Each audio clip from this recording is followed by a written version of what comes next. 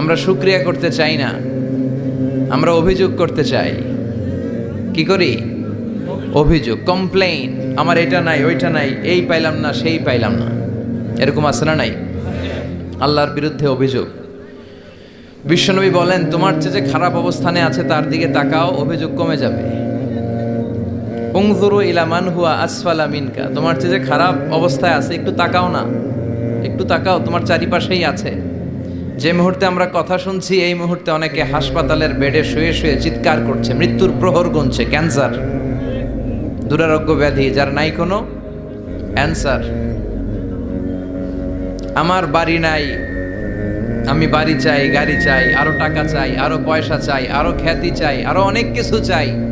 ক্যান্সারে আক্রান্ত রোগীটা কিচ্ছু চায় না, খালি বাঁচতে চায়।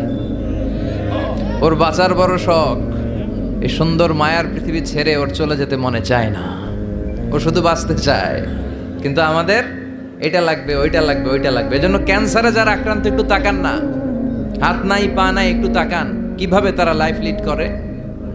শেখ সাদি বালাগাল উলা বিকামালিহি একটা কবিতা লিখে বিখ্যাত হয়েছেন। পার্সিয়ান পয়েট, ইরানি কবি। ওনার আর্থিক দৈন্যতা যাচ্ছিল, কিছুদিন ধরে ওনার আর্থিক কিছু সমস্যা, টাকা পয়সা নাই, ফলে ওনার জুতা ছিঁড়ে গিয়েছে, পায়ে জুতা নাই, খালি পায়ে হাঁটে। আর মনে বড় আফসোস, মনে বড় দুঃখ, আমি এত বড় কবি, আমার পায়ে জুতা নাই, আমার পায়ে কি নাই। তো একবার ঘর থেকে বের হয়ে দেখে একটা লোক ভিক্ষা করে খাচ্ছে, ওর দুইটা পাই নাই। শেখ সাদির কি নাই? ভিক্ষুকের কি নাই? ভিক্ষুকের দশা দেখে সেজদায় পড়ে গিয়েছে, সেজদায় লুটিয়ে পড়ে আল্লাহর বলে, আল্লাহ শুকুর, আলহামদুলিল্লাহ, বেশ ভালো আছি। এজন্য উনজুর ইলা মান হুয়া আসফালা মিনকা, তোমার চেয়ে যে খারাপ অবস্থানে আছে তার দিকে তাকাও।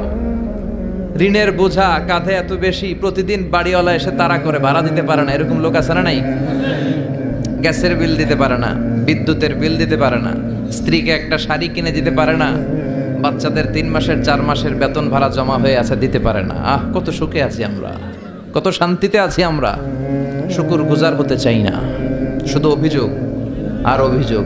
আল্লাহ বলে, অভিযোগ বাদ দিয়ে দাও।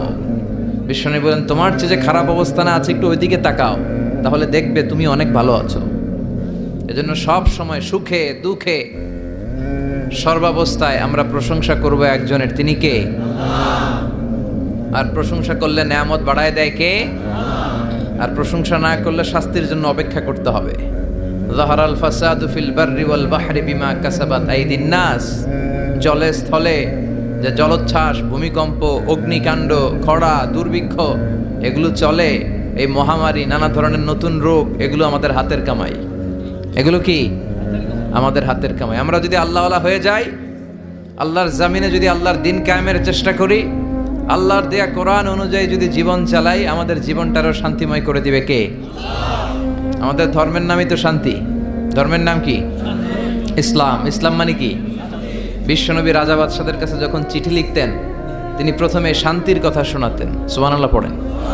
দেখেন কত সুন্দর ধর্ম। আর আমাদেরকে ওরা শান্তি শিখায়, আমাদেরকে মানবাধিকার শিখায়, মানবাধিকারের কথা, শান্তির কথা মানায় একজনের মুখে, তিনি হচ্ছেন মুহাম্মদ সাল্লাল্লাহু। গোটা বিশ্ব তার কাছে ঋণী, তার কাছে কৃতজ্ঞ। তিনি শুধু দিয়েছেন, নেন নাই। সুবহানাল্লাহ পড়েন। তিনি বলেছেন, সালামুন আলা মানিত্তাবা আল হুদা। যাদের কাছে বিশ্বনবী চিঠি পাঠাতেন তিনি লিখতেন সালাম, মানে শান্তি, শুরুতেই শান্তি। কাদের প্রতি? আলা মানিত্তাবা আল হুদা, যারা হেদায়েতকে অনুসরণ করে। রাজা বাদশাদের কাছে বিশ্বনবী চিঠি পাঠাতেন, শান্তির বাণী পাঠাতেন, তারপর লিখতেন আসলিম তাসলাম, ইসলাম মানো শান্তিতে থাকবা। মির্জা গোলাম আহমদ কাদিয়ানি নাম শুনছেন না? পাঞ্জাবে তার জন্ম। এই বেয়াদবটা প্রথমে দাবি করেছে আমি শেষ নবী, এরপর সে দাবি করেছে আমি ইমাম মাহাদি, এরপর দাবি করেছে আমি ঈসা আলাইহিস সালাম। এই বেয়াদবটা পায়খানার ট্যাঙ্কি ভাঙ্গা এরপরে পড়ছে, ওইটার ভিতরে গু খাইয়া মরছে। নবীরা যেখানে মারা যায়, নবীরা পবিত্র, নবীরা যেই জায়গাটায় মরে ওই জায়গাটাও পবিত্র। বিশ্বনবী পবিত্র না? বিশ্বনবী মা আয়েশার ঘরে ইন্তেকাল করলেন, ওই জায়গাটা পবিত্র না? গোটা বিশ্বের নবী প্রেমিক লোকেরা বিশ্বনবীর সালাম দিতে যায়, মসজিদে নববীতে সালাত পড়তে যায়, চিল্লায় কোন ঠিক কিনা? নবীরাও পবিত্র, নবীরা যেই জায়গায় মরে এরাও পবিত্র।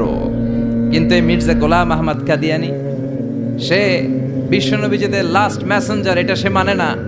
এজন্য ওর মৃত্যু হয়েছে পায়খানার টাঙ্কির ভিতরে। 100 বছরের পচা ময়লা গু খাইতে খাইতে ও দুনিয়া থেকে বিদায় নিয়েছে। মেথর আনা হয়েছে ওকে উঠানোর জন্য, উঠায় ফেলবে, ধরবে, আবার থপাস করে পড়ে। আল্লাহকে জনমের গু খা। ওই কাদিয়ানীদের পক্ষ নিচ্ছে এই বেয়াদবটা, চিল্লায় এখন ঠিক কিনা? কাদিয়ানীরা এদেশের জনগণ, এদেশেই থাকবে, তবে ওরা ওদের পরিচয় আইডেন্টি ক্রাইসিস নিয়ে থাকতে পারবে না। ওরা হয় বিশ্বনবীকে শেষ নবী হিসেবে মেনে মুসলমান হিসেবে থাকবে, আর বিশ্বনবীকে যদি লাস্ট মেসেঞ্জার হিসেবে না মানে ওরা কোন ধর্মের লোক সেটাও প্রকাশ করে দিতে হবে, চিল্লায় বলেন ঠিক কিনা? আপনার ইসলাম সহ্য হয় না, আপনার আলেম ওলামা সহ্য হয় না, আপনার কাদিয়ানীদেরকে সহ্য হয়, এটাই প্রমাণ করে আপনি কাদিয়ানীদের দালাল। এই বাংলার জমিন এটা ইসলাম প্রিয়দের জমিন, যে জমিনে আল্লাহু আকবার ধ্বনির সাথে সূর্য উঠে যায়, আল্লাহু আকবার ধ্বনির সাথে সূর্য ডুবে যায়, সে দেশে আর কিছু থাকবে না থাক ইসলাম থাকবেই, আর কিছু থাকবে না থাক কোরআন থাকবেই। এদেরকে প্রশ্রয় দিলে এরা বলে মসজিদ বন্ধ করো, মাদ্রাসা বন্ধ করো, কয়দিন পরে বলবে আজান বন্ধ করো, এরপরে আবদার তুলবে দাড়ি রাখা বন্ধ করো, তারপরে বলবে মুসলমানদের নাম রাখা বন্ধ করে দাও। এজন্য এই আবদার শুনতে মুসলমানরা রাজি নয়, চিল্লায় বলেন ঠিক কিনা? এদেরকে প্রতিহত করতে রাজি আছে মুসলমান? কারা কারা রাজি? দুহাত উঁচু করে আল্লাহর দেখা।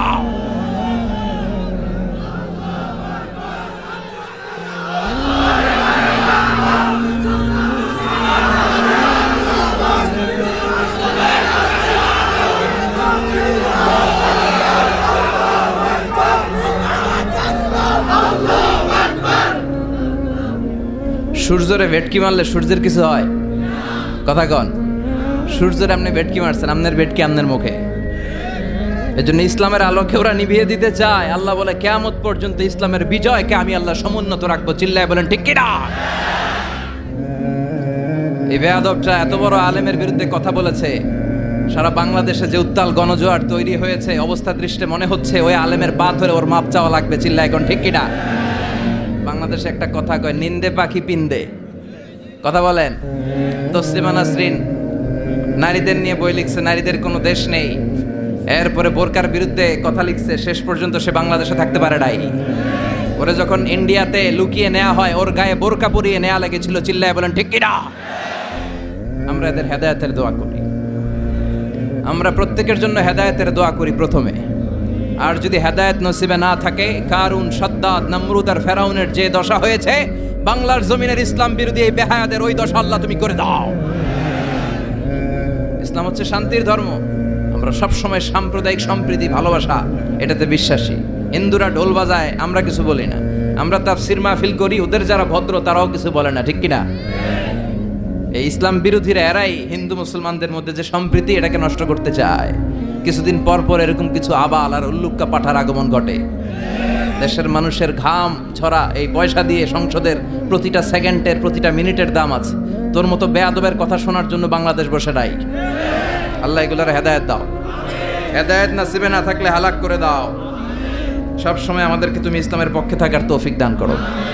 আমরা যেন শান্তির ধর্মের ইমেজকে গোটা বিশ্বব্যাপী ছড়ায় দিতে পারি, তুমি তৌফিক দাও।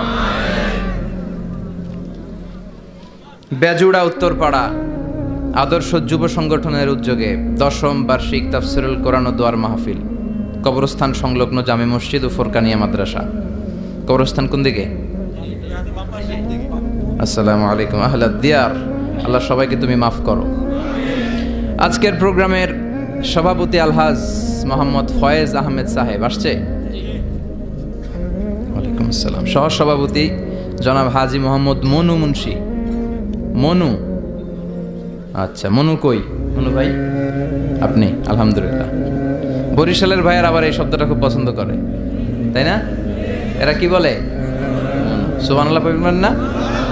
দেখেন, এক দেশের গালি আরেক দেশের বলি, কি ভাষার ডাইভার্সিটি।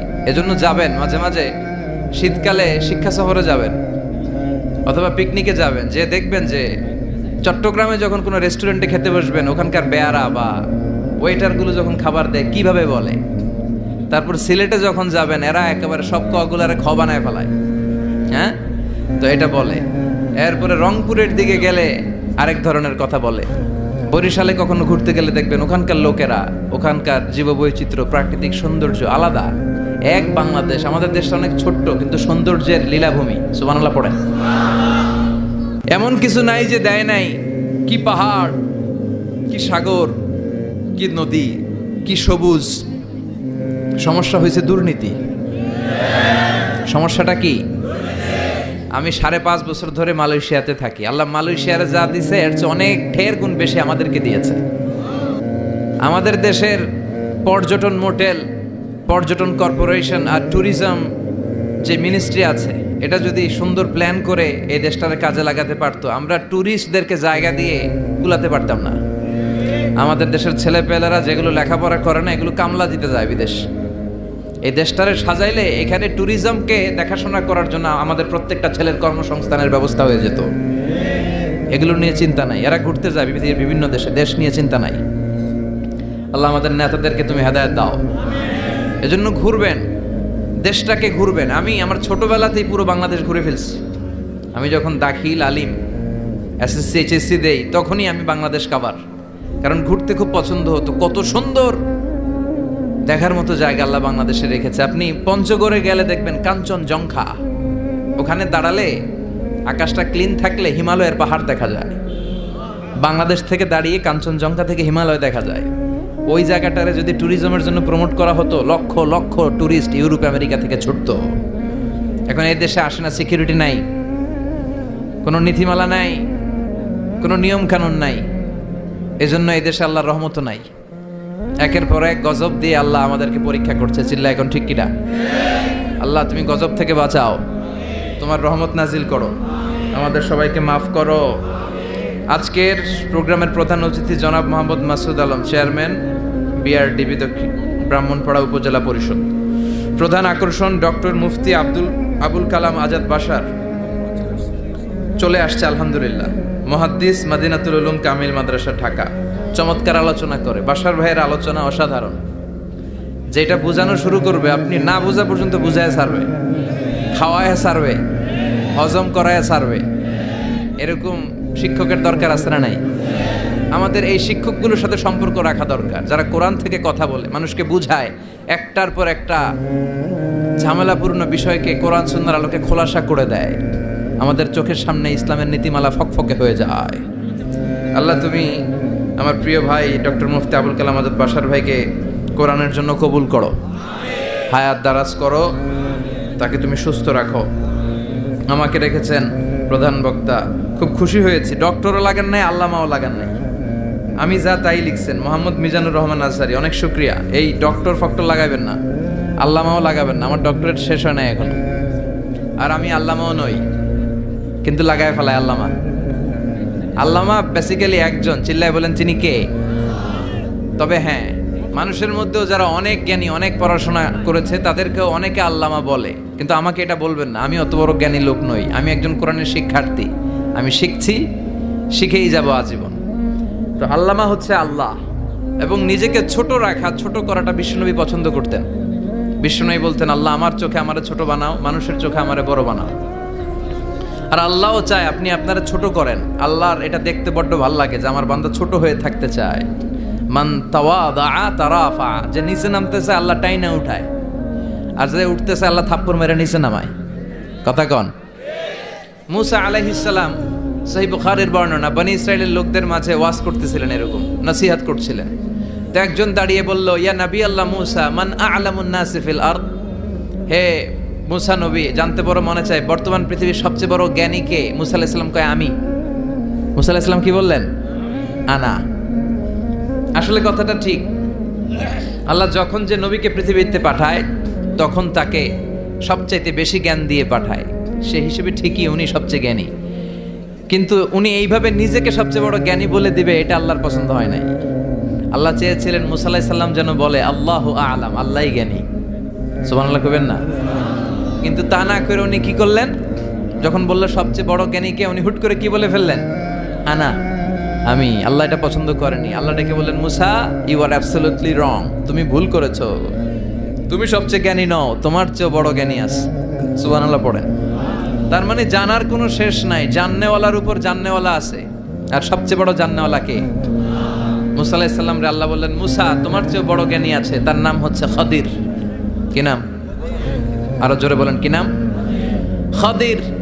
উনি কোনো জায়গায় বসলে ওখানে ঘাস লতা পাতা যদি শুকনো থাকতো, ওনার বরকতে ওগুলো সবুজ হয়ে যেত, এজন্য ওনার নাম খদির। কিন্তু আমরা বলি খিজির। আমরা কি বলি? খিজির। আল্লাহ বললেন, ইযহাব ইলা মাজমাইল বাহরাইন, দুই সাগরের মিলন কেন্দ্র, ওখানে যাও, ওখানে যে এমন এক বান্দার সন্ধান পাবা সে তোমার চেয়েও জ্ঞানী। সুবহানাল্লাহ পড়ে। তাহলে আমি সবচেয়ে বড় জ্ঞানী, আমি আল্লামা, এটা বলতে পারে শয়তান। চিল্লা এখন ঠিক কিনা? এজন্য আমরা যেন নিজেকে নিজে সবসময় ছোট করে উপস্থাপন করি, তাহলে আল্লাহর দরবারে আপনি বড় হয়ে যাবেন। কথা বুঝতে পেরেছেন? আল্লাহ আমাদের সবাইকে কথাগুলো বুঝার ও আমল করার তৌফিক দান করুক। আমরা পড়ি আমিন। কি হয়েছে ওইখানে? মানুষ জায়গা হয় না? আচ্ছা জি, ভলান্টিয়ার্স যারা আছেন তারা ওই যে কাপড়গুলো খুলে দেন। খুলেই তো দিছে, তারপরেও জায়গা হচ্ছে না। কি আর করবেন? একটু কষ্ট করে শুনতে হবে। কষ্ট আছে যেখানে, সওয়াব আছে সেখানে। দাঁড়ায় শুনলে বেশি সওয়াব, তো ওনাদেরকে বেশি সওয়াব থেকে বঞ্চিত করবেন কেন? সওয়াব নেই ওনারা, আপনারা সওয়াব নেন, সওয়াব পাবেন ইনশাআল্লাহ। কষ্ট হচ্ছে না তো? এই মাহফিলে একবারে বসে যেতে হয়। টানা হিচড়া আমি করি না। টানা হিচড়া করলে ক্যামেরাওয়ালারা উল্টায় পড়বে, এই ক্যামেরাম্যানরা, তারপর একটা বিশৃঙ্খলা সৃষ্টি হবে। এজন্য টানা হিচড়ার দরকার নেই। যে যেখানে আছেন থাকেন। আবহাওয়াটা খুব সুন্দর আবহাওয়া, গরমও না ঠান্ডাও না। কি বলেন? আলহামদুলিল্লাহ পড়ি। কোনো আওয়াজ হবে না আশেপাশে। এই যে আপনি লাগবে না, থাকেন ওইভাবেই থাকেন। যে যেখানে আছি ওইভাবে থাকি, কোনো আওয়াজ হবে না। আমার সময় খুব কম, একটু পরেই আমাদের প্রধান মুফাসসির চলে আসবে। উনি আসার আগ পর্যন্ত কিছু কথা আমরা শোনার চেষ্টা করি, শিখার চেষ্টা করি। আমরা শিখতে এসেছি, শিখতেই হবে, আপনাকে পড়তেই হবে। কোরআনের প্রথম কথা হচ্ছে পড়ো আর নিজের জীবন গড়ো, ঠিক কি না? পড়তেই হবে আপনাকে, না পড়ে উপায় নাই। যখন যে অবস্থায় থাকবেন পড়বেন। জীবনে আমি আমার একটা কিছু মটো আছে, লক্ষ্য, এটাকে খেয়াল করে আমি চলি। বিষয়টা হচ্ছে এরকম যে আমি কখনো হারি না, আমি হয় জিতি নয় শিখি। এরকম একটা অ্যাটিটিউড রাখবেন যে শিখতে আমাকে হবেই, কিন্তু হেরে যাব না আমরা। চিল্লায় বলেন ঠিক কিনা? এবং শিখাটাই আপনাকে মুক্তি দিতে পারে। এজন্যই কোরআনের প্রথম কথা আল্লাহ শিখার ব্যাপারে উদ্বুদ্ধ করেছেন। আল্লাহ বলেছেন, ইকরা বিসমি রাব্বিকাল্লাযী খালাক, read in the name of your lord who has created, পড়ো তোমার প্রভুর নামে যিনি তোমায় শিখিয়েছেন। এজন্য পড়তে হবে, জানতে হবে। আসেন আমরা সরাসরি মহাবিশ্বয় মহাগ্রন্থ আল কোরআন থেকে শুনি। উদ্দেশ্য হচ্ছে যে আমরা নিজেদেরকে আলোকিত করব। উই এনলাইটেন আওয়ারসেলফ, ভিতরটাকে আলোকিত করব, আলোকিত মানুষ হব, সাদা মনের মানুষ হব, আল্লাহওয়ালা হব ইনশাআল্লাহ। পড়েন। উদ্দেশ্য যদি ভালো হয়, সওয়াব কামিয়ে আপনি শেষ করতে পারবেন। আর উদ্দেশ্যে যদি ভেজাল থাকে, কোনো লাভ নাই। হাবা আম মানসুরা, সব শেষ। এগুলারে উঠাইলে, মিজানের পাল্লায় উঠালে কোনো ধরনের ওজন হবে না। আজকের এই তাফসির মাহফিলে আমরা এসেছি শিখার জন্য আর একজনকে খুশি করার জন্য। তিনি কে? আল্লাহ তুমি কবুল করো। আমি আপনাদের খেদমতে সূরাতু আদ-দুহা তেলাওয়াত করেছি। এই সূরাটা মুখস্থ আছে না অনেকের? কমন একটা সূরা, প্রায় আমরা সালাতে পড়ি, মক্তবেই তো এগুলো শিখে ফেলছি, ঠিক কি না? তো এই যে সূরাটা খুব বেশি পড়া হয়, খুব বেশি শোনা হয়, আসলে এই সূরায় আল্লাহ কি শিক্ষা কর্মসূচি আমাদেরকে দিলেন জানার দরকার আছে না নাই? আসেন আজকের এই চমৎকার রজনীতে আমরা সূরাতুদ দুহার আলোকে কিছু কথা শুনি। এটা কোরআনের 30তম পারায় অবস্থিত একটা সূরা। কততম পারা? এটা মাক্কি সূরা। একটু আওয়াজ করে বলবেন, কি সূরা? এই সূরার আয়াত সংখ্যা 11টি। কয়টি? 11টি। এটা কোরআনের একটা মোটিভেশনাল সূরা। কি সূরা? মোটিভেশনাল। আমরা প্রায় এই শব্দটা শুনি না, মোটিভেশন। এটা কোরআনের মোটিভেশনাল সূরা, অনুপ্রেরণাদায়ক। এই দুইটা সূরা অনুপ্রেরণাদায়ক। ফাইন্না মাআল উসরি ইউসরা, আল্লাহ বলেছেন ফাইন্না মাআল উসরি ইউসরা, কষ্টের পরেই আছে সুখ। কষ্টের পরেই আছে সুখ। আমাদের জীবনে সুখ বেশি, কষ্ট কম। কয়দিন না খেয়েছিলাম, কয়দিন বিপদে পড়ছি, কয়দিন ডাকাইতে ধরছে, 1 মাসের মধ্যে অসুস্থ থাকি কয়দিন আর সুস্থ থাকি কয়দিন, এটা হিসাব করে না। অসুস্থ যে ছিল খালি এটা খেয়াল রাখে, আছে না নাই? তার মানে ইন্না মাআল উসরি ইউসরা, দুঃখের পরে আছে সুখ, মোটিভেশন, প্রাণটা আবার উদ্বেলিত হয়ে ওঠে। তাই তো আসলেই তো দুঃখের পরে সুখ। এজন্য কষ্ট যখন পাবেন, অসুস্থ যখন হবেন, ওইখানেও আনন্দ করবেন, কারণ সামনে আরাম আসতেছে। সুবহানাল্লাহ পড়েন। মুমিনের হারাবার কিছু নাই, দুঃখ পাওয়ার কিছু নাই। মুমিন অসুস্থ হলে অসুস্থতার মাধ্যমে তার রোগের মাধ্যমে তার গুনাহ ঝরে যায়, সে আল্লাহর কাছে প্রিয় হয়ে ওঠে। তা আমাদেরকে কেউ হারাইতে পারে? কথা বলেন, আমাদের কেউ ভয় দেখাইতে পারে? মোটিভেশনাল সূরা, সূরাতুল ইনশিরাহ আর সূরাতুদ দুহা, এখানে অনেক হিউজ মোটিভেশন আছে। যারা হতাশ, যাদের জীবন ভাল লাগে না, মরে যেতে মনে চায়, গার্লফ্রেন্ড গালি দিছে, আছে না নাই? আবার বয়ফ্রেন্ড গার্লফ্রেন্ডের গালি দিছে, এ ওড়না পেঁচায়া ফ্যানের মধ্যে ঝুলে আত্মহত্যা করে। আহা, কত বড় পাগল, তুই মরলি কেন? গালি দিছে তো কি হয়েছে? হ্যাঁ, বুঝতে চায় না, হতাশ হয়ে যায়। আর বয়স কম তো, ইচড়ে পাকা, অল্পতে কাবু হয়ে যায়। এই সূরাগুলো পড়ে না, এখানে আশার বাণী আছে। আজকে আমি জানি কথা শোনাবো আপনাদেরকে, শুরুতে আগে সংক্ষেপে বলে দিই। এই সূরার মূল কথা হচ্ছে, মানে সেন্ট্রাল থিম বা সাবজেক্ট ম্যাটার, সূরাতুদ দুহার কেন্দ্রীয় আলোচ্য বিষয় হচ্ছে নিরাশ হবেন না, হতাশ হবেন না, হাল ছাড়বেন না, ভরসা রাখবেন কার উপর? মুমিনরা নিরাশ হয়, হতাশ হয়, হাল ছাড়ে নাকি ভরসা রাখে? কার উপর ভরসা? কার উপর? না নৌকার উপর, ধানের শীষ, নাঙ্গল, হাত পাখা, দাড়িপাল্লা, ভরসা থাকবে একজনের উপর। চিল্লায় বলেন, তিনি কে? Never be sad, never lose hope. Every time you feel like you cannot go on, you feel so lost that you are so alone. Don't despair and never lose hope, 'cause Allah is always by your side. Insha'Allah, Insha'Allah, Insha'Allah, you'll find your way. Insha'Allah, Insha'Allah, Insha'Allah, you'll find your way.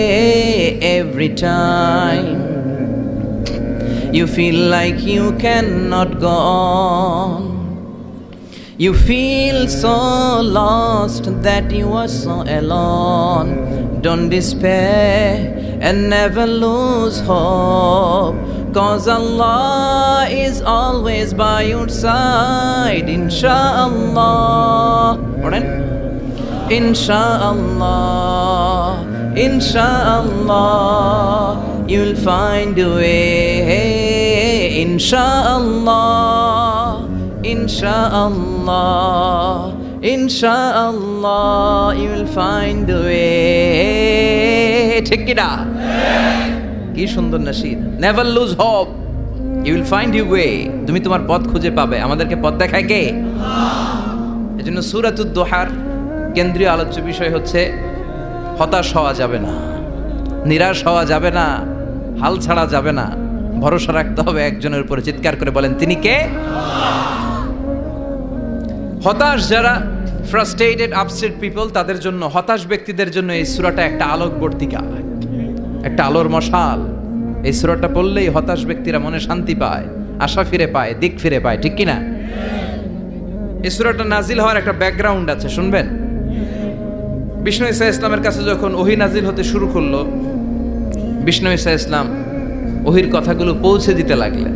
যাই নাজিল হতো বিষ্ণুনবী পৌঁছে দিতেন, বিশ্বনবী সাহাবাদের কাছে share করে দিতেন। যেটাই নাজিল হতো তিনি পৌঁছে দিতেন, যেটাই, কারণ আল্লাহর আদেশ, ইয়া আইয়ুহার রাসূল বাল্লিগ মা উনজিলা ইলাইক, ও নবী আপনার কাছে আমি ওহী থেকে যা নাজিল করি সব পৌঁছে দেন, একটাও গোপন করা যাবে আল্লাহর কাছ থেকে বিশ্বনবী যে সমস্ত মেসেজ, ইনফরমেশন, তথ্য, রেভেলেশন ওহি পেয়েছে, একটাও কি বিশ্বনবী গোপন করেছে? সব প্রকাশ করে গিয়েছে, সব শেয়ার করে গিয়েছে। বিশ্বনবী শেয়ার করতে লাগলেন। সকালে যা নাজিল হয় শেয়ার করেন, দুপুরে নাজিল হয় শেয়ার করেন, রাতে নাজিল হয় শেয়ার করেন, শেয়ার করতে লাগলেন। কিন্তু কি অবাক করা কাণ্ড, হঠাৎ করে এই ওহি আসার ধারাবাহিকতা আল্লাহ বন্ধ করে দিলেন। ওহি আর আসে না, আকাশ থেকে নতুন তথ্য আর নামে না। ঘটনা কি? ওহি আসে না কেন? তথ্য আসে না কেন? জিব্রাইল আসে না কেন? কোন বর্ণনা এসেছে 15 দিন, কোন বর্ণনায় 1 মাস, 3 মাস, এমনকি 6 মাস পর্যন্ত বর্ণনা পাওয়া যায় যে বিশ্বনবীর কাছে 6 মাস ওহি আসে নাই। বিশ্বনবী তো অবাক, ঘটনা কি? ওহি নামে না কেন? আর ওহি না আসলে তো বিশ্বনবী শেয়ার করতে পারে না। এতদিন যা আসতো বলে বেড়াতো, এখন আসেও না, বলতেও পারে না। কাফির মুশরিকরা বিশ্বনবীর গালে দিতে শুরু করলো, মুহাম্মদের রব মুহাম্মদের ভুইলা গেছে, মুহাম্মদের আল্লাহ মুহাম্মদের ছেড়ে দিয়েছে। বিশ্বনবীর চাচি আবু লাহাবের স্ত্রী উম্মে জামিল বলতে শুরু করলো, কি মুহাম্মদ, তোমার শয়তানটা তোমার কাছে আসে না? না, শয়তান দ্বারা তিনি জিব্রাইলকে বুঝিয়েছেন যে তোমার জিব্রাইল তোমার কাছে আসে না। এভাবে সবাই গালমন্দ করতে শুরু করলো যে মুহাম্মদের আল্লাহ মুহাম্মদকে ভুলে গিয়েছে। বিশ্বনবী সাল্লাল্লাহু আলাইহি ওয়াসাল্লাম নিজেও হতাশ হয়ে গেলেন। কি রে, ওহি আসে না কেন? আমার কোনো ভুল হচ্ছে না তো? আমার কোনো অপরাধ হয়ে গেল না তো? আল্লাহ কি আমার উপর অসন্তুষ্ট হয়েছেন? আল্লাহ কি আসলেই আমারে ভুলে গেছেন? আল্লাহ কি আমাকে ত্যাগ করেছেন? তিনি কি আমার উপর রেগে আছেন? আমরাও মাঝে মাঝে এরকম হতাশ হয়ে পড়ি। এরকম হতাশ লোক আছে না নাই? কিরে, আমার দোয়া কবুল হয় না কেন? আল্লাহ আমার ডাকে সাড়া দেয় না কেন? আমার জীবনে এত দুঃখ কেন? আমার জীবনে তো ভালো কিছু হয় না, খালি সব কষ্ট আমার কেন? এরকম আছে না নাই? এরকম হতাশদের জন্য এই সূরাটা একটা আলোকবর্তিকা, মোটিভেশনাল সূরা। আলহামদুলিল্লাহ পড়েন। বিশ্বনবীকে আল্লাহ আশ্বস্ত করলেন আর এই সূরাটা নাজিল করলেন আর বললেন, ওয়াদ-দুহা, ওয়াদ-দুহা। দুহা মানে আলো, দুহা মানে আলো, প্রভাতের সূর্য কিরণের শপথ। Look up, the sunlight, it's a very beautiful day out there. ও নবী, হতাশ হবেন না, বেরোন, সকালের সূর্যটা কত সুন্দর, কি ঝলঝলে পৃথিবী, ফকফকে আর তকতকে, দেখলেই মনটা ভরে যায়, ঠিক কি না? দোহা, দোহা মানে আলো, আশার আলো, সম্ভাবনার আলো। আমাদের জীবনে আলোর দরকার আছে না নাই? আলো না থাকলে আমরা বাঁচতে পারবো? আলো লাগে বড় ভালো। এই আজকে আলো না থাকলে আমরা দেখা যাইত। এজন্য কোরআনকে আল্লাহ আলো বলেছেন। কোরআনকে কি বলেছে? কিতাবুন আনজালনাহু ইলাইকা লিতুখরিজান নাসা মিনাল যুলুমাতি ইলান নূর। Muhammad, I've revealed this holy Quran unto you to lead the mankind out of darkness into the light. অন্ধকার থেকে লাইট, লাইট মানে কি? আলো, আলোর দিকে নেয়ার জন্য এই কোরআন পাঠিয়েছে। আবার বিশ্বনবীকেও আল্লাহ নূর, নূরের সাথে তুলনা করেছেন। আবার বিশ্বনবী আল্লাহর কাছে নূর চাইতেন, বলতেন, আল্লাহ আমার ডানে আলো দাও, আমার পায়ে আলো দাও, আমার সামনে আলো দাও, পিছনে আলো দাও, উপরে আলো দাও, নিচে আলো দাও, আমার দেহে আলো দাও, আমার মাংসপেশির ভিতরে আলো দাও, আমার হাড্ডির ভিতরে আলো দাও, আমার জন্য তুমি আলো দাও। পড়ে না আমিন? এজন্য আলো ছাড়া বেঁচে থাকা অসম্ভব। আল্লাহ তাআলা আলোর নামে সূরা দিলেন, সূরাতুদ দুহা, প্রভাতের আলো, প্রভাতের সূর্য কিরণের শপথ, আলোর শপথ। সুবহানাল্লাহ পড়েন। এরপর আল্লাহ বললেন, ওয়াল্লাইলি ইযা সাজা, আলোর শপথ, সকালের, সকালবেলার সূর্য কিরণের শপথ। দ্বিতীয় আয়াতে আল্লাহ বললেন, রাত্রিবেলার শপথ, যখন রাত্রিটা নিঝুম হয়, হয় নিস্তব্ধ। নিঝুম আর নিস্তব্ধ রাতের শপথ। তাহলে আল্লাহ আলোর কসম কাটলেন, তারপরে অন্ধকারের কসম কাটলেন, ঠিক কিনা? আলো দ্বারা মূলত আল্লাহ তাআলা ওহির আগমনকে বুঝিয়েছে, আর অন্ধকার দ্বারা আল্লাহ তাআলা ওহির অনুপস্থিতি বুঝিয়েছে। এটা দিয়ে আল্লাহ বুঝাতে চাইলেন, ও নবী, কাফির মুশরিকরা আপনারা গালি দেয়, ওরা বলে যে আমি আপনারা ভুলে গেছি, আমি আপনারা ত্যাগ করেছি, আমি আপনার প্রতি অসন্তুষ্ট। না না, আমি ইচ্ছা করে ওহি পাঠাই না, কারণ সব সময় আলো থাকলে ভাল লাগে না, কিছু সময় অন্ধকারের দরকার আছে না নাই? বুঝে শুনে উত্তর দিয়েন। 24 ঘন্টা আলো, 365 দিন খালি আলো আলো আরো আলো। যদি সূর্যের আলো সব সময় থাকে 365 দিন, ভাল লাগবে? রাতে ঘুমাবেন কেমনি? আবার সব সময় ঘুটঘুটে অন্ধকার, আলো নাই, ভাল লাগে? ক্ষেত খামারে চাষ করা লাগবে না, বাজারে যাওয়া লাগবে না। তার মানে আলোরও দরকার আছে, অন্ধকারেরও দরকার আছে। এটা দিয়ে আল্লাহ বুঝাতে চাইলেন নবী ওহী নাজিল করা যেমনি দরকার আছে, মাঝে মাঝে ওহী বন্ধ রাইখা আপনারে বিশ্রাম দেওয়ারও দরকার আছে। চিৎকার করে বলেন আল্লাহু আকবার। এজন্য আল্লাহ বললেন ওয়াদ-দুহা ওয়াল-লাইলি ইযা সাজা মা ওয়াদ্দা'আকা রাব্বুকা ওয়া মা ক্বালা ওয়ালাল আখিরাতু খায়রুল লাকা মিনাল উলা। সুবহানাল্লাহ পড়েন। ও নবী, প্রভাতের সূর্য কিরণের শপথ, নিঝুম নিস্তব্ধ রাত্রিবেলার শপথ, আলো আর অন্ধকারের শপথ করে আমি বললাম আপনার প্রভু আপনারে ভুলে যায় নাই, আপনার উপর অসন্তুষ্ট হয় নাই। আমি আল্লাহ ইচ্ছা করে ওহী বন্ধ রেখেছি, কারণ ওহীর একটা পাওয়ার আছে। বারবার ওহী রিসিভ করলে আপনার স্নায়ু এটা সহ্য করতে পারবে না, আপনার দেহ এটারে বরদাস্ত করতে পারবে না। নবী, আমি আপনার প্রতি এত রহম দিল, এত ভালোবাসি, বারবার ওহী নিতে নিতে আপনার যে কষ্ট হয়, এই কষ্টটা আমার আল্লাহর সহ্য হয় না। এজন্য আমি আল্লাহ ইচ্ছা করে কিছুদিন ওহী বন্ধ রাখছি। সুবহানাল্লাহ পড়েন। তার মানে এই নয় যে আমি আপনারে ভুলে গিয়েছি, আমি আপনারে ছেড়ে দিয়েছি। আরে নবী, আমি তো আমার নামের সাথে আপনার নামকে জুড়ে দিয়েছি। লা ইলাহা ইল্লাল্লাহ মুহাম্মাদুর। যেখানে আমার আল্লাহর নাম সেখানেই বিশ্ব নবীর নাম আছে না নাই? আজান যখন দেই আল্লাহু আকবারের পরে বিশ্ব নবীর নাম আছে না নাই? একামতে আছে না নাই? আবার আল্লাহর জন্য যখন সালাত আদায় করি শেষ বৈঠকে বিশ্ব নবীর উপর দুরূদ আছে না নাই? রাফা'না লাকা যিকরাক। ও নবী, আপনার নামকে আমি অনেক উপরে তুলে ধরেছি। আমার নাম যেখানে আপনার নাম ওইখানে, গোটা বিশ্বব্যাপী আপনার নাম ছড়ায় যাবে। ওরা আপনারে গালি দেয় কবি বলে, ওরা গালি দেয় গণক বলে, ওরা বলে আপনি আফতার লেস কাটা। আসলে যারা আপনারে গালি দেয় ওরাই লেস কাটা। ওরা আপনারে বলে আপনি নির্বংশ, আপনার ছেলেগুলো বেঁচে নাই, মেয়ে বেঁচে আছে, আপনার নাম নেয়ার কেউ থাকবে না। ওই আবু জাহেল, উতবা, সাইবা, ওদের নাম নেয়ার কেউ থাকবে না। আপনি লেস কাটা নন, আপনি নির্বংশ নন। ইন্না শানিয়াকা, চিল্লায় বলেন ইন্না শানিয়াকা। যারা আপনারা গালি দেয়, আপনারা নিয়ে কটু কথা বলে, ওরাই লেস কাটা, ওরাই নির্বংশ, ওদের বংশকে আমি আল্লাহই নির্বংশ করে ছাড়ি। চিল্লায় বলেন ঠিক কি না? ও নবী, মা ওয়াদ্দা'আকা রাব্বুকা ওয়া মা ক্বালা। আপনার রব আপনারে পরিত্যাগ করে নাই, আপনারে ভুলে যায় নাই, আপনারে ছেড়ে দেয় নাই। আপনার রব ইচ্ছা করেই ওহী নাজিল বন্ধ করে রেখেছে। আমি ইচ্ছা করেই আপনারে প্রেসার দিতে চাই নাই গো নবী, কারণ ওহী রিসিভ করা অনেক কঠিন। এটা আস্তে আস্তে আপনি অভ্যস্ত হবেন। সুবহানাল্লাহ পড়েন। ওহীর একটা পাওয়ার আছে না নাই? আমরা তো কি মজায় মজায় কোরআন পাইছি। এই যে কি সুন্দর কোরআন নিয়ে বসে পড়ি, তাফসীর করি, কি মজার কোরআন। আহা, এই কোরআনটা রিসিভ করতে যে বিশ্বনবীর কত কষ্ট হয়েছে। এই কোরআনকে আল্লাহ বলেছেন এটা কাউলান সাকিলা, very heavy and weighty word. এটা অনেক ওজনওয়ালা কথা। ইন্না সানুলকি আলাইকা কাউলান, এটার অনেক ওজন। এই কোরআনটা যদি পাহাড়ের উপরে নাজিল করা হতো, পাহাড়গুলো দুমড়ে মুচড়ে ভেঙে টুকরো টুকরো হয়ে খান খান হয়ে যেত। ঠিক কি না? এত কঠিন বানিয়ে এটা। ও নবী, আমি আলোর সাথে ওহীর মিল ঘটিয়েছি, আলো দিয়ে ওহীকে বুঝিয়েছি। সূর্যের যেমনি কিরণ আছে, তেজ আছে, এই ওহীরও একটা তেজ আছে। এই তেজ, এই কিরণ আপনি সব সময় সহ্য করতে পারবেন না। এজন্য আমি ইচ্ছা করে কিছুদিন ওহী নাজিল করা বন্ধ করে রেখেছি। সুবহানাল্লাহ পড়েন। ইচ্ছে করে আমি নাজিল করি নাই। সব সময় নাজিল হলে আপনার ভালো লাগতো না। বুখারীর বর্ণনা, মা আয়েশা বলতেন শীতের রাতে, কনকনে মাঘ মাসের শীতের রাতে যখন বিশ্বনবীর উপর কোরআনের আয়াত নাজিল হতো, বিশ্বনবী ঘেমে ঘেমে একাকার হয়ে যেতেন। হাত্তা লা ইয়াতাফাসসাদু জাবিনুহু আরাকান, বিশ্বনবীর দাড়ি আর থুতনি বেয়ে ঝরঝর করে পানি পড়তো।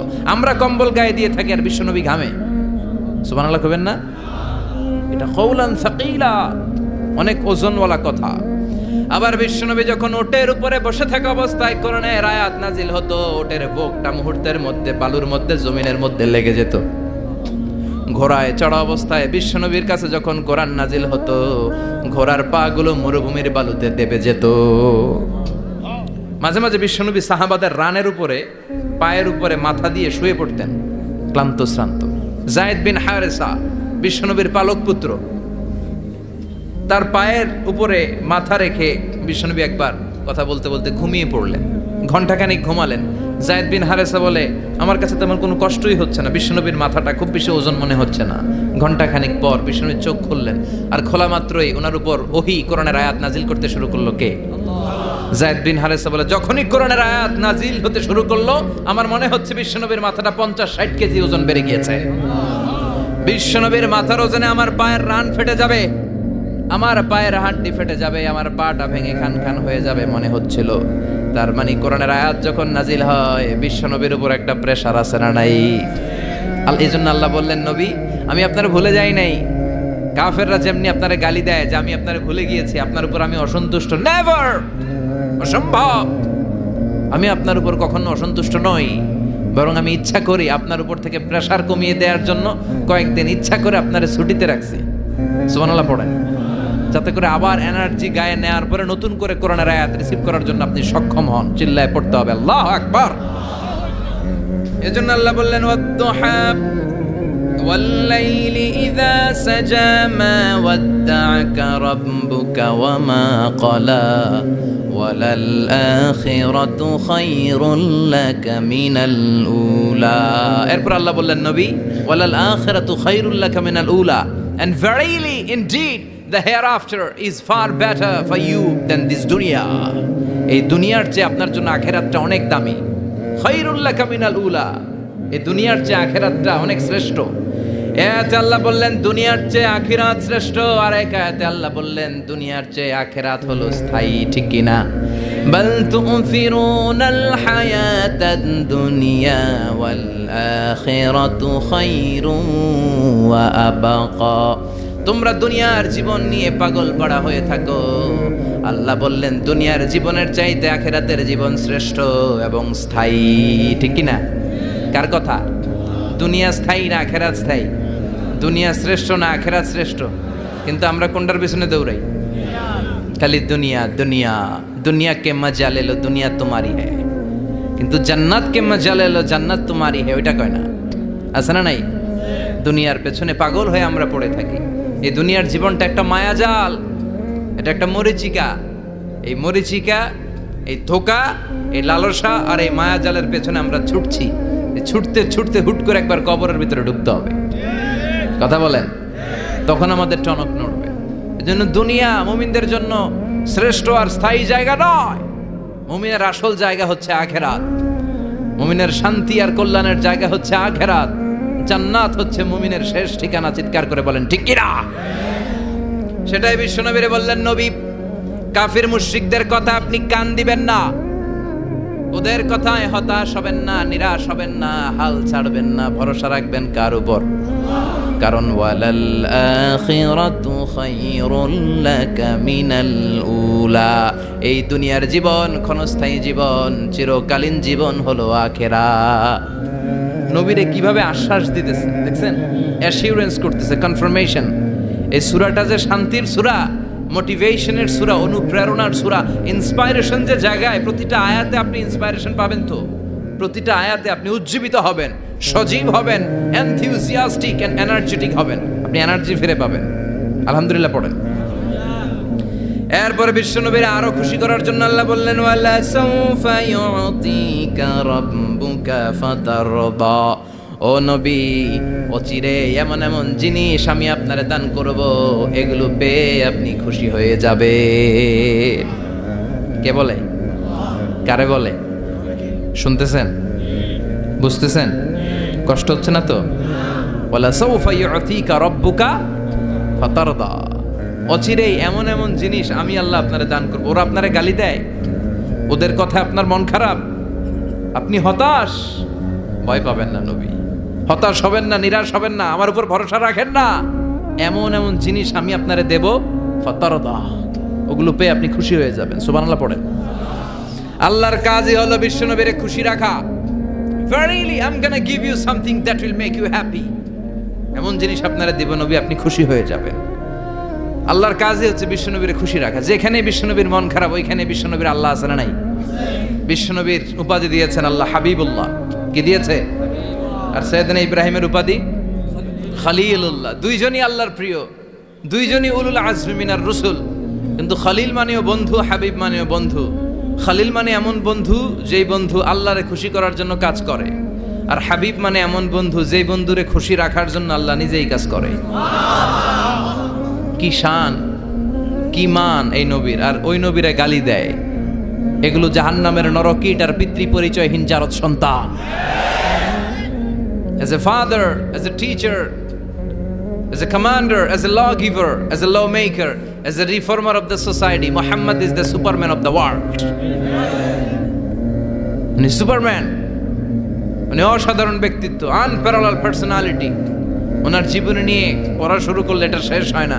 বিয়ন্ডলেস, বাউন্ডলেস, বটমলেস, এটা তলাবিহীন সাগর।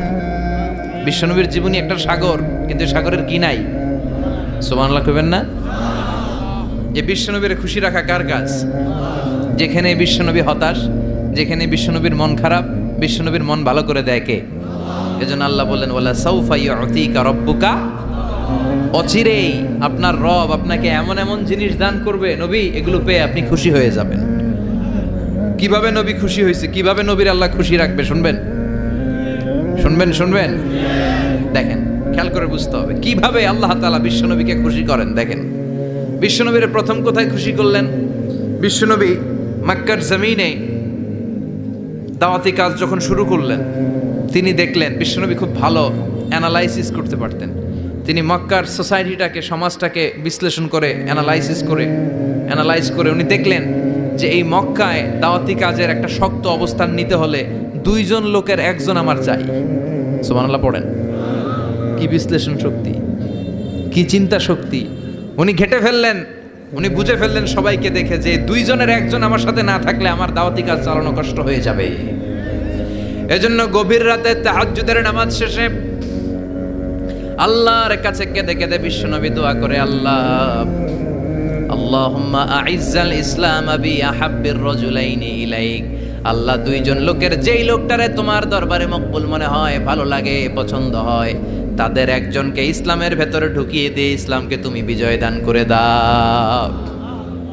ও আল্লাহ, 2 জনের 1 জনকে আমার চাই। একজন হলো আবি জাহাল ইবনে হিশাম, হিশামের বেটা আবু জাহাল, আও উমর ইবনে আল খাত্তাব, অথবা খাত্তাবের বেটা উমর। সুবহানাল্লাহ পড়েন। সাথে সাথে দোয়া কবুল করলো কে? আল্লাহ। কার জন্য করলো? নাকি আবু জাহেলের জন্য? আবু জাহেলের চোখের সামনে পর্দা ছিল, ও পর্দা সরায় না। ওর অন্তরে পর্দা, ও পর্দা উঠে সত্যটা দেখতে চায় না। এজন্য ওর জন্য গোটা বিশ্ববাসীর আছে ঘৃণা। ও যেখানে মারা গেছে, ওর যেখানে জন্মস্থান, ওইখানে সৌদি সরকার ল্যাট্রিন বানায় থুইছে, ঘৃণার প্রতীক। ওইখানে তো অন্য কিছু বানাইতে পারতো, ল্যাট্রিন বানাইতে যাবে কেন? গোটা বিশ্বের মানুষ যায় যেন এটা ভরাই দিয়ে আসতে পারে। কথা বলেন। এই বেয়াদবটার জন্য আল্লাহ দোয়া কবুল করে নাই। ওমরে ফারুক রাগী ছিলেন, কিন্তু সত্য প্রকাশে, সত্য গ্রহণে আপোষহীন। সত্য দেখলেই উনি মেনে নিতেন। এটা জাহেলি যুগে ওনার মধ্যে এই গুণ ছিল। আল্লাহু আকবার। বিশ্বনবী কেঁদে কেঁদে দোয়া করে, আল্লাহ, মক্কার জমিনে এই 2 জনের 1 জন যদি কালেমা না পড়ে, মক্কার জমিনে দাওয়াতি কাজ চালিয়ে যাওয়া কঠিন হয়ে যাবে। হয় হিশামের বেটা আবু জাহেল কিংবা খাত্তাবের বেটা ওমরকে তুমি ইসলামে ঢুকাও। আল্লাহ ওমরের জন্য দোয়া কবুল করলেন। বিশ্বনবী তখনও বুঝতে পারেন এই দোয়াটা কার জন্য কবুল। হঠাৎ ওমরে ফারুক বিশাল একটা নাঙ্গা তলোয়ার নিয়ে বিশ্বনবীকে হত্যা করার জন্য ছুটে এলো। বিশ্বনবী তখন মক্কার আরকাম ইবনে দারুল আরকামের ঘরে সাফা পাহাড়ের পাদদেশে লুকিয়ে লুকিয়ে দাওয়াতি কাজ করতেন। আশেপাশে সাহাবীরা বসা। বিশ্বনবীর চাচা হামজা ইবনে আব্দুল মুত্তালিব বললেন, নবী তাড়াতাড়ি পালিয়ে যান, ওই যে দেখা যায় ওমরে ফারুক তলোয়ার নিয়ে আপনারে মারতে আসছে। বিশ্বনবী বললেন, চাচা সরে যান। সাহাবীদেরকেও সরে যেতে বলেন, দরজাটা খুলে দেন, ওমরকে আসতে দেন। আমার তো মনে হচ্ছে ওই যে তাহাজ্জুদের নামাজ পড়ে আল্লাহর কাছে কেঁদে কেঁদে আমি দোয়া করেছি, আমার দোয়াটা আজকে কবুল হতে চলেছে। আমার তো মন বলছে আল্লাহ দোয়াটা কবুল করবে। দরজা খুলে দেন। ওমর ফারুক চলে আসলেন, এসে তলোয়ার রেখে দিয়ে আঙ্গুল উঁচু করে বললেন, আশহাদু আল্লা ইলাহা ইল্লাল্লাহ, আশহাদু আন্নাকা মুহাম্মদ রাসূলুল্লাহ। ঝিনুকের ভেতর লুকিয়ে থাকে যেমন মতি, ঝিনুকের ভেতর লুকিয়ে থাকে যেমন মতি, কালমা শাহাদাতে আছে আল্লাহর জ্যোতি, কালমা শাহাদাতে আছে আল্লাহর জ্যোতি। সুবহানাল্লাহ পড়েন। কি আল্লাহর জ্যোতি এসে ওমরে ফারুকের হৃদয়টাকে নুরানি করে দিল। তিনি তলোয়ার রেখে ঘোষণা দিলেন, আশহাদু আল্লা ইলাহা ইল্লাল্লাহ ওয়া আশহাদু আন্নাকা মুহাম্মাদ আবদুল্লাহি ওয়া রাসূলুহু। বিশ্বনবী খুশি হয়ে গেলেন। ফাতারদা ওয়ালা সাউফা ইউতিকা রাব্বুকা ফাতারদা। ও নবী, অচিরে এমন এমন জিনিস একটার পর একটা আমি আপনারে দান করব, এগুলো পেয়ে আপনি খুশি হয়ে যাবেন গো নবী। আপনার অন্তরে দুঃখ, কষ্ট, হতাশা, আপসেট হওয়ার মানসিকতা, ফ্রাস্ট্রেশন কিছু আল্লাহ রাখবো না। ওয়ালা সাউফা ইউতিকা রাব্বুকা ফাতারদা। অচিরে এমন এমন জিনিস আমি আল্লাহ আপনারে দেব, আপনি খুশি হয়ে যাবেন। ওমরে ফারুকের ইসলাম ধর্ম গ্রহণ করানোর মাধ্যমে বিশ্বনবীর মনটারে খুশি করে দিল কে? ফাতারদা। বিশ্বনবী খুশি হয়ে গেলেন। পাইছেন আল্লাহ কিভাবে বিশ্বনবীরে খুশি করে? সুবহানাল্লাহ পড়বেন না? এরপরে বিশ্বনবী মক্কা থেকে তায়েফে দাওয়াত দিতে গেলেন। কোথায়? হজ উমরা যারা করেছেন 70 থেকে 75 80 কিলো দূরে পাহাড়ি পথ বেয়ে বেয়ে উঠতে হয়। 6-7 হাজার ফিট উপরে পাহাড়ের উপরে তায়েফের শহর, তায়েফ সিটি। ঠান্ডা। ওইখানে গেলে মনেই হবে না এটা সৌদি আরব। ওইখানে জ্যাকেট লাগে। কি লাগে? জ্যাকেট। বিশ্বনবী কষ্ট করে 80 কিলোমিটার পথ পাড়ি দিয়ে তায়েফের ছেলেদেরকে দাওয়াত দিতে গেলেন। কিন্তু বিশ্বনবীর দাওয়াতি এই ডাকে, এই আহ্বানে তারা সাড়া দেয় নাই। বিশ্বনবীর এই দাওয়াতকে তারা রিজেক্ট করেছে। বিশ্বনবীকে পাথর মেরেছে।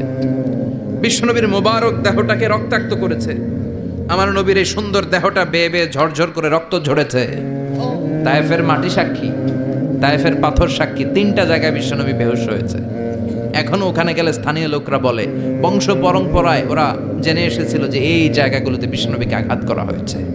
এখনো লোকজন দেখায়, এখানে পড়েছিল বিশ্বনবী, ওখানে পড়েছিল, ওখানে পড়েছিল, ওই খেজুর বাগানে বিশ্বনবী লুকিয়েছিল। আজও ওখানে খেজুর বাগানই করে রাখছে ওরা। আল্লাহু আকবার পড়েন।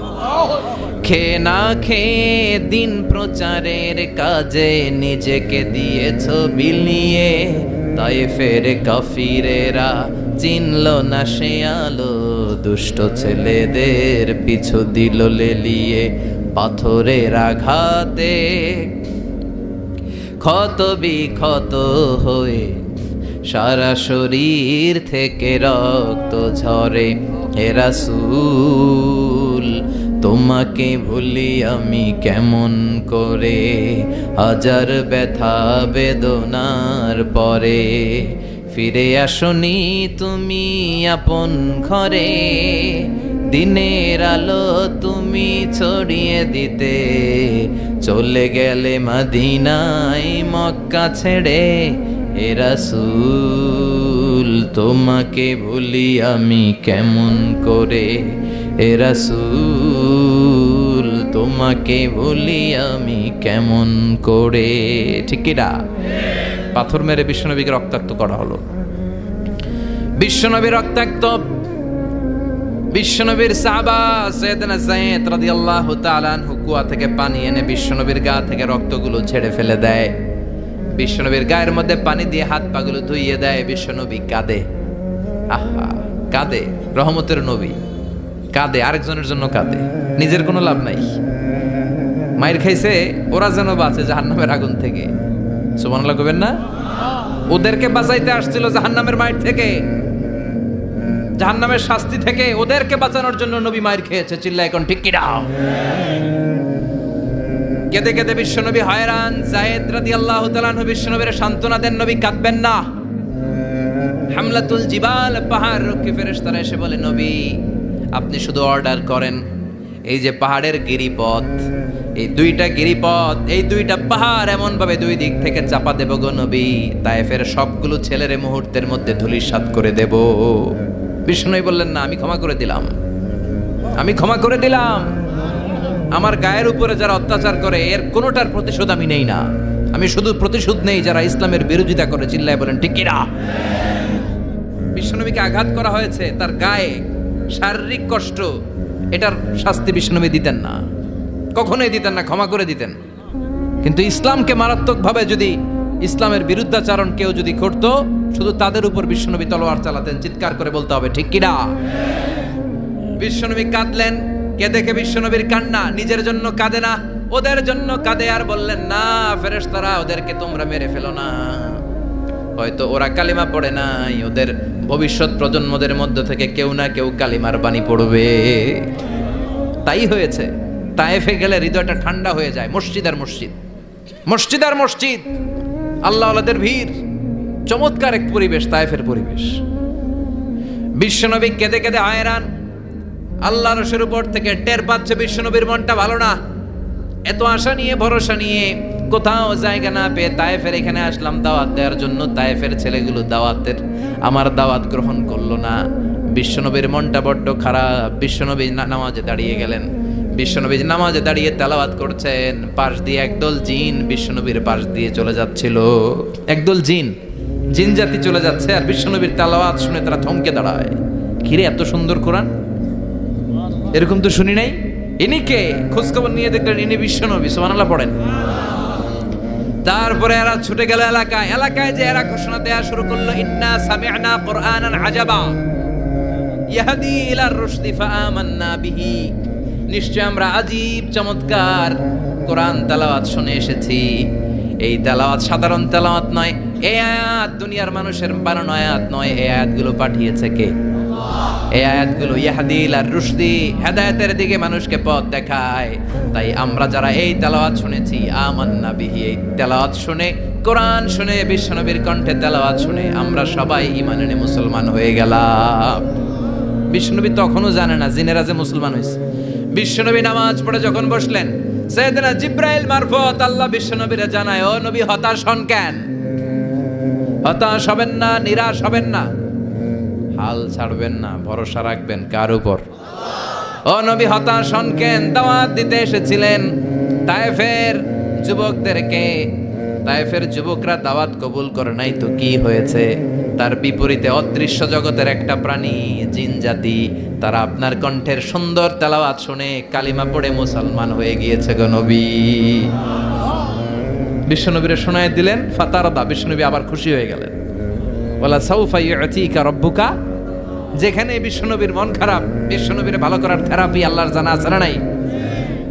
সুবহানাল্লাহ পড়ে। যেখানেই বিশ্বনবীর মন খারাপ, সেখানে বিশ্বনবীর মন ভালো করে দেয় কে? এরপরে বিশ্বনবীর কলিজার টুকরা খাদিজাতুল কুবরা তাহেরা ইন্তেকাল করলেন। বিশ্বনবীর মনটা, হৃদয়টা আবার ভেঙে খান খান হয়ে যায়। খাদিজাতুল কুবরা তাহেরা ছিল বিশ্বনবীর প্রথম স্ত্রী। নিজের যত সম্পদ ছিল সব বিশ্বনবীর পায়ের সামনে ঢেলে দিয়েছে, সব ঢেলে দিয়েছে বিশ্বনবীর জন্য। উনিও স্ত্রী, আমাদের স্ত্রীগুলাও স্ত্রী। পার্থক্য আছে না নাই? আহা, নিজের যা ছিল সব দিয়ে দিল স্বামীরে। বিশ্বনবী বলতেন, রুজিকতু হুব্বাহা।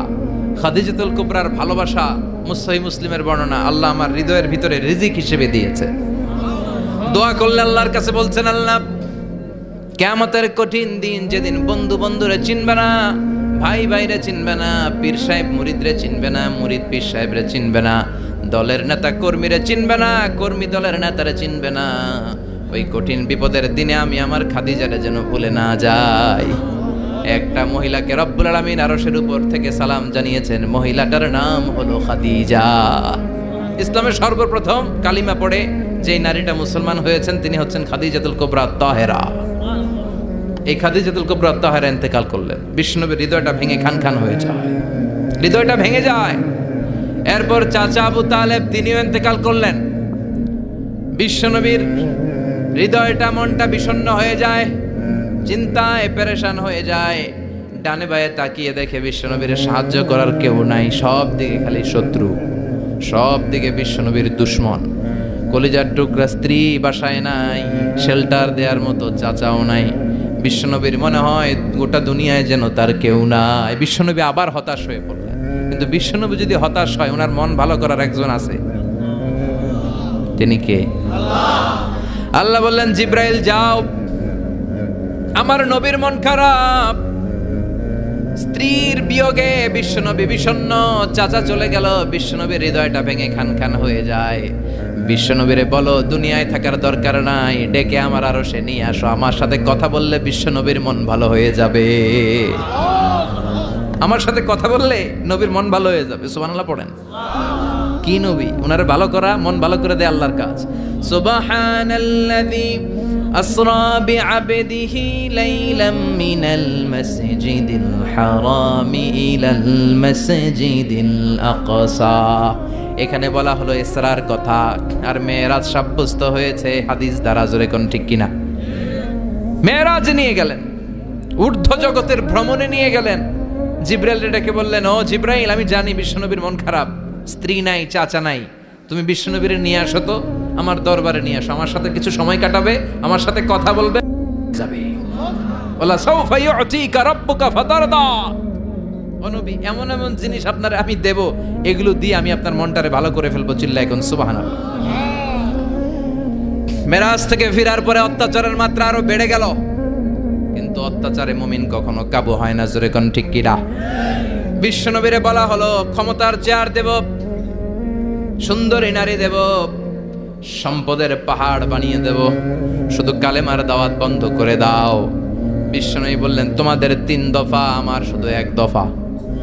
বিশ্বনবীর কয় দফা?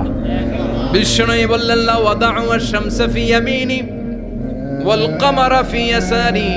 আকাশের সূর্যটা যদি ডান হাতে দাও, চন্দ্রটা যদি বাঁ হাতে দাও, যে কালিমার দাওয়াত দিতে আমি শুরু করেছি, এই দাওয়াতের রাস্তা থেকে কেউ আমার পিছনে সরাতে পারবে না, কেউ পারবে না।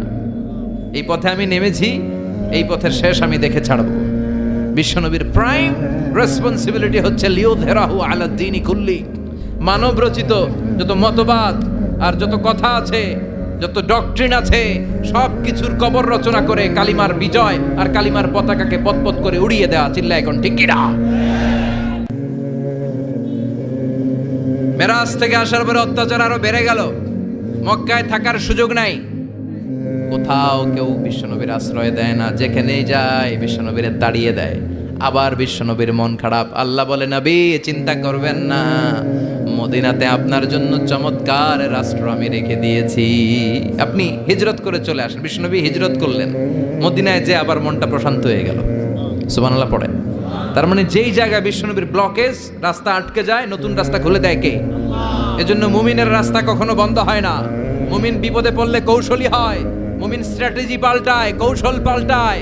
রাস্তা একটা বন্ধ হলে আরো 10টা খুলে যায়। চিল্লা এখন ঠিক কিনা? এক জায়গায় কোরআনের মাহফিল বন্ধ হলে আরো 10 জায়গায় কোরআনের মাহফিলের ব্যবস্থা হয়ে যায়। কোন ঠিক কিনা? ওরা এক জায়গায় ইসলামের আওয়াজকে থামিয়ে দিতে চাইবে, আরো 10 জায়গায় ইসলামের আওয়াজ গর্জে উঠবে। ইসলামের আওয়াজ, ইসলামের বিজয়কে থামিয়ে দেওয়া, স্তব্ধ করে দেওয়া অসম্ভব। চিৎকার করে বলেন ঠিক কিনা? ওরা ইসলামকে মাটির ভেতরে পুঁতে ফেলতে চায়, কিন্তু এটা চারা গাছের মতো, পুঁতে ফেললে গাছ হয়ে উপরে ওঠে, গাছ হয়ে উপরে ওঠে, এটা থামিয়ে দেওয়া যায় না। যারা এটার পিছু লাগে, যারা এটার ক্ষতি করতে চায়, ওদের ক্ষতি আল্লাহ